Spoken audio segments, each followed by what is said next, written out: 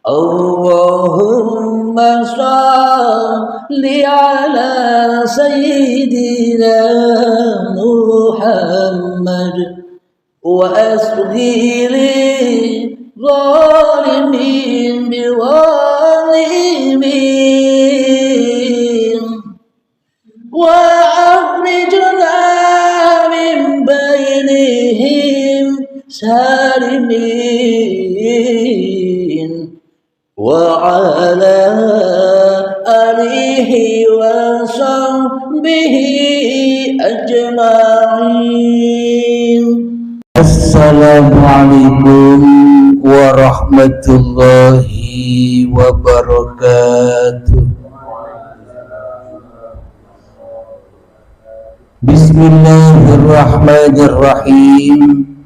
Asyhadu an la ilaha illallah wa asyhadu anna Muhammadar Rasulullah. Allahumma sholli ala sayyidina Muhammad wa ala ali sayyidina Muhammad. Rabbi shrah li sadri wa yassir li amri wahlul 'uqdatam min lisani yafqahu qawli. Amin. Bismillahirrahmanirrahim.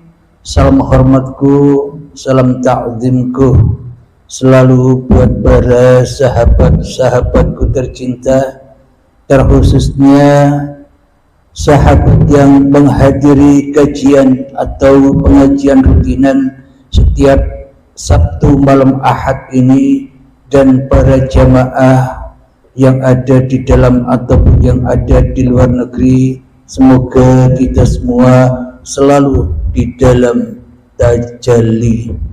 Amin ya rabbal alamin. Sebelum kita awali kajian di malam yang indah ini, marilah kita gemahkan bersama di dalam nyawa, di dalam jiwa, di dalam hati, di dalam roh, dan di dalam kehidupan ini dengan kalimat-kalimat thayyibah. Subhanallah walhamdulillah wa la ilaha illallah wallahu akbar wa la hawla wa la quwwata illa billahil aliyyil azim. Sadaqallahul azim. Kajian malam ini kami beri judul Allah bertajalli padaku. Allah bertajalli padaku. Allah bertajalli padaku. Ketika Bang Dikdon sudah paham menyingkapan makna tajalli. Gimana? Saya misalkan lagi tenggelam dalam kekhusyuan, sholat tahajud, terus tiba-tiba ada nyamuk, Bu ya. Kan biasanya saya tepok, tapi karena saya tahu tentang tazalli, ngeri. Jangan-jangan Allah bertazalli bukan menjadi nyamuk, tapi menjadi ciptaannya. Enti Ghazali beneran ya? Yang bener nih, Bu ya. Sohe. Ya itu yang saya maksud, tapi kalimatnya saya nggak paham, jadi saya nggak tepok, Bu ya. Bener begitu. Apakah kita akan terganggu dalam memandang keindahannya cuma karena tusukan seekor lalat gitu? Siapa tahu dia sedang asik juga bertajalli dengan kita.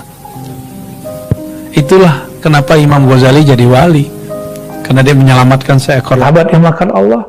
Syekh Siti Jenar kemudian sebagaimana Al-Hallaj mengatakan hal yang mirip, mengatakan jika Al-Hallaj mengatakan di dalam jubahku adalah Allah, tiada kecuali Allah, maka Syekh Siti Jenar lebih dahsyat lagi, di dalam dirinya hanya Allah, wujudku adalah wujud Allah.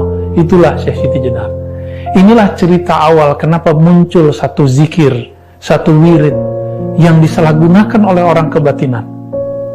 Wujud ingsun atau zat ingsun, zat Allah. sifat ingsun sifat Allah, nama ingsun nama Allah. Ini kalam tidak boleh dilafazkan kecuali orang sedang mabuk. Orang mabuk tidak dikenakan hukum syariat karena dia mabuk sampai kesadaran dia kembali. Tapi beberapa orang-orang yang melanggar kaidah ini, melanggar dharma, kaidah seorang pezikir peritu kepada Allah, dia membacanya sebelum dosis itu dibolehkan kepadanya. Maka yang terjadi, muncullah kelompok wujudiyah di tahun 1400-an, 1500-an, 1600-an, 1700-an. Itu kemudian terjadi pergolakan dahsyat di Nusantara. Maka muncul nanti ada Hamzah Fansuri, Syamsuddin Sumatrani, kemudian juga Nuruddin Araniri. Semuanya berbicara itu. Dan puncaknya itulah Syekh Siti Jenar. Apakah kemudian Sunan Kalijaga mengkafirkannya? Kita belum menemukan satu nas, satu teks, satu riwayat dalam kitab-kitab yang berbahasa Pegon ataupun bahasa yang aksaranya Hanacaraka yang sampai kepada kita bahwa Sunan Kalijaga mengkafirkannya. Tidak. Tapi seperti dulu Imam Al-Junaid mengatakan kepada Hallaj, wahai Hallaj ya Aba Mansur, la yaqta'uka ila dam, tidak ada yang bisa menghentikanmu wahai Hallaj kecuali hukum pancung, yaitu darah yang diteteskan. Dan itu sangat mengerikan sekali. Ajaran ini belakangan dibahasakan secara lokal, disebut dengan Ahadiyah itu manunggaling keesaan Allah, kesatuan Allah ya. Tidak ada yang bersatu, hamba tidak bersatu dengan Allah. Kenapa? Hamba dianggap tidak ada. Maka manunggaling jangan diartikan Syekh Siti Jenar bersatu dengan Allah. Kenapa? Yang wujud cuma Allah. Syekh Siti Jenar hanya bayang-bayang. Selama ini kita umat manusia, terutama para pencari Tuhan, para pencari kajian-kajian tasawuf, para pencari kajian-kajian hakikat makrifat, selama ini seolah-olah manusianya yang berusaha untuk bertajalli kepada Tuhannya. Bagaimanakah mungkin manusia bisa bertajalli kepada Tuhannya yang gaib? Bagaimana mungkin manusianya bisa bertajalli kepada Tuhannya yang tak nyata? Bagaimana mungkin manusia bisa bertajalli kepada Tuhannya yang tak hadir di dalam hatinya? Semua hanyalah angan-angan belaka.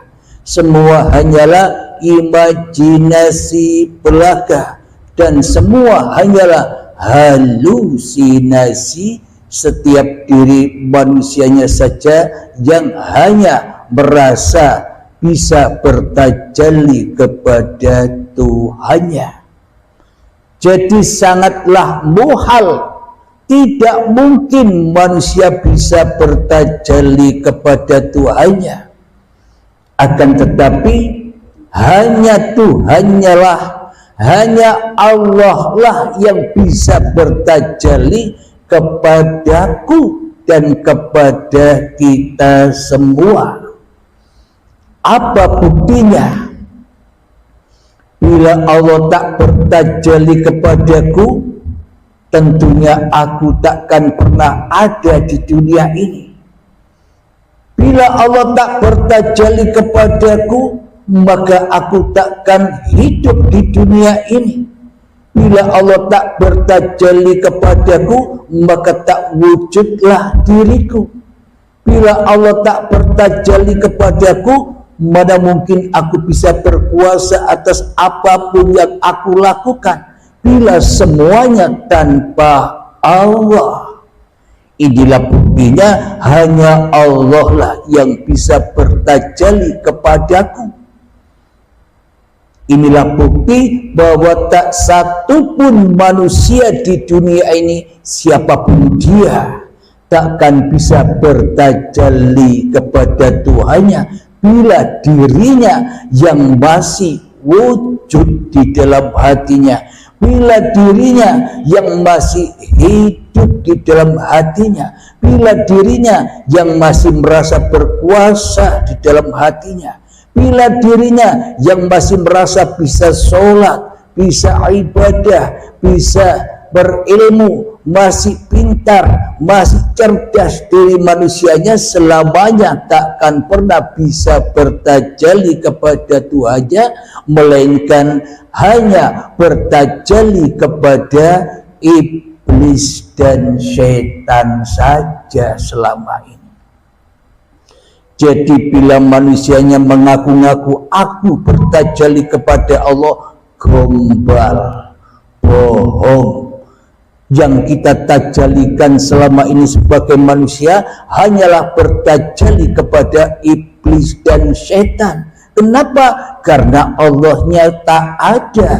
Kenapa? Karena Allahnya gaib. Tentunya hidup ini hidupku, badan ini badanku, sholat ini sholatku, ibadah ini ibadahku, ilmu ini ilmuku, kepintaran, kecerdasan ini milikku, pekerjaan ini milikku, kekayaan ini milikku, jabatan pangkat ini milikku. Semuanya kembali bertajalli kepada iblis dan setan saja selama ini.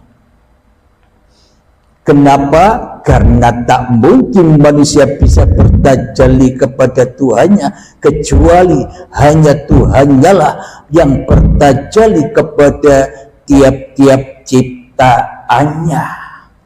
Tapi kebanyakan manusianya tidak sadar bila Allah bertajalli kepada dirinya.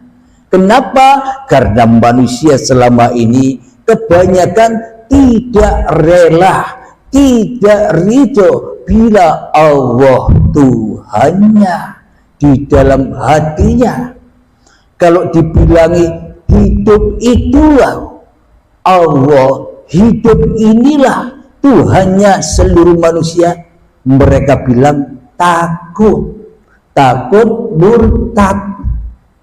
Berarti apa tidak lebih murtad lagi bila yang ada, yang wujud, yang hidup di hati kita hanyalah diri kita sendiri tanpa Allah? Apa tidak lebih murtad lagi? Jadi inilah pembuktian secara logika dan bisa ditangkap oleh akal bahwa hanya Allah lah yang bertajalli padaku. Bila aku yang bertajalli kepada Allah, mana mungkin itu bisa terjadi? Karena aku tak punya hidup, karena aku tak punya wujud, karena aku tak punya kuasa, kecuali wujud hidup kuasa yang ada pada diriku ini hanyalah titipan Tuhan, hanyalah milik Tuhan, dan selayaknya lah harus segera kita kembalikan, jangan dimakan sendiri. Bismillahirrahmanirrahim. Inna sholati wa nusuki wa mahyaya wa mamati lillahi rabbil alamin. Sesungguhnya sholat-sholatku, ibadah-ibadahku, bahkan hidup dan matiku hanyalah milik Rabbul Alamin. Ayo, apa yang milik kita? Kita tidak punya apa-apa. Inilah bukti yang sangat amat nyata, hanya Allah lah yang bisa bertajalli kepada seluruh ciptaan-ciptaannya. Sama halnya kita selama ini punya baju. Jadi bagaimana mungkin baju itu bisa datang kepada kita dan memakaikan baju itu kepada kita bila bukan kita sendiri yang datang kepada baju, yang baju itu milik kita sendiri, kita pakai sendiri. Bajunya hanya diam-diam.